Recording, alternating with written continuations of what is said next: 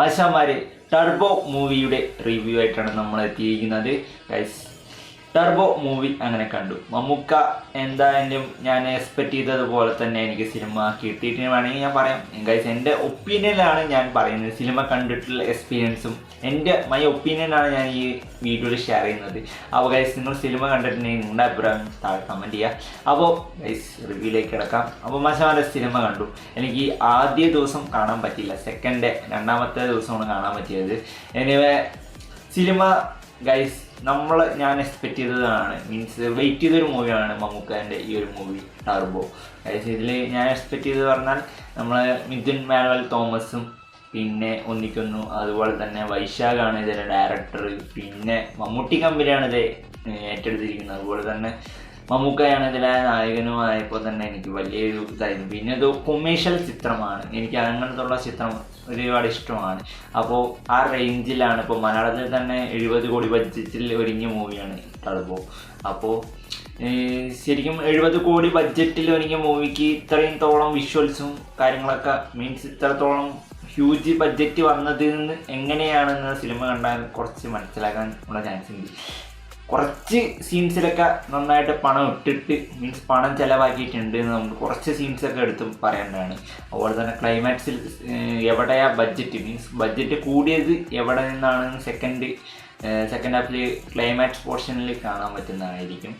Anyway കഥ means turbo എന്ന മൂവിയിൽ സ്റ്റോറി ബേസ് പറയുന്നത് വെച്ചാൽ ഇത് തെലുങ്ക്, തമിഴ്, കന്നഡ, ഹിന്ദിയിലൊക്കെ നമ്മൾ പൊതുവെ എന്താ പറയുക അന്യഭാഷ ചിത്രങ്ങളെ കണ്ടിട്ടില്ലേ. അപ്പോൾ അതുപോലത്തെ കുറച്ച് സിനിമയുടെ സ്റ്റോറി ബേസാണ് എനിക്ക് ഇതിൽ കിട്ടിയത്.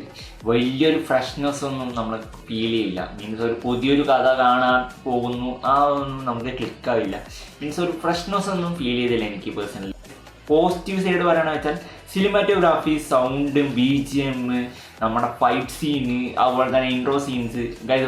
മമ്മൂക്കൻ്റെ ഫസ്റ്റ് ഇൻട്രോ സീന് എനിക്ക് ഓക്കെ ആയില്ല, അത്ര ഓക്കെ ആയില്ല. എനിക്കത് ഒരു ഫസ്റ്റത്തെ ഇൻട്രോ സീൻ അത്ര ഓക്കെ ആയില്ല. പക്ഷെ സെക്കൻഡ് ഇൻട്രോ സീന് വേറെ റേഞ്ച് ആയിരുന്നു. അത് നിങ്ങൾക്ക് theatre experience വൈബായിരിക്കും.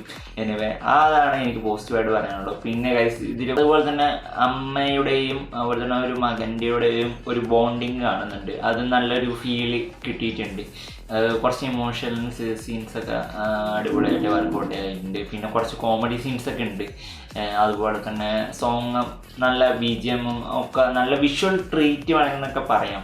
Sound means first ഹാഫിനേക്കാൾ second ഹാഫാണ് എനിക്ക് സാറ്റിസ്ഫൈഡ് ആയത്. ഫസ്റ്റ് ഹാഫ് എനിക്ക് കുഴപ്പമില്ല ഗൈസ്, ഓക്കെ ആ രീതിയിൽ. സെക്കൻഡ് ഹാഫാണ് ജസ്റ്റ് ഗുഡ്, അത്രയാണ് വേണമെങ്കിൽ പറയാം. എനിക്ക് സെക്കൻഡ് ഹാഫാണ് ഏറ്റവും ഇഷ്ടപ്പെട്ടത്. ഈ സിനിമ കണ്ടതിൽ ഞാൻ ഇതിന് പെർസെൻറ്റേജ് കൊടുക്കണമെന്ന് വെച്ചാൽ ഗൈസ് ഒരു 100ൽ ഒരു 70-80 കൊടുക്കുന്നുണ്ടാവും ഗൈസ്. അപ്പോൾ എനിക്ക് അതാണ് വെച്ച് കമ്പയർ ചെയ്യാനായിട്ട് മീൻസ് സിനിമ കണ്ടതിൻ്റെ എൻ്റെ ഒരു ഒപ്പീനിയനിൽ വെച്ചിട്ട് ഒരു 100ൽ ഒരു 80 ഇല്ലെങ്കിൽ 70 ആ റേഞ്ചിൽ ഞാൻ കൊടുക്കുന്നുണ്ട്. നിങ്ങൾ സിനിമ കണ്ടിട്ടുണ്ടെങ്കിൽ നിങ്ങളുടെ അഭിപ്രായം താഴെ കമൻറ്റ് ചെയ്യുക. മമ്മൂക്ക ഫാൻസിന് ഇത് എന്താ പറയുക മനസ്സറിഞ്ഞ് ആഘോഷിക്കാൻ പറ്റിയൊരു ദിവസമാണ് സിനിമയാണ് ടർബോ.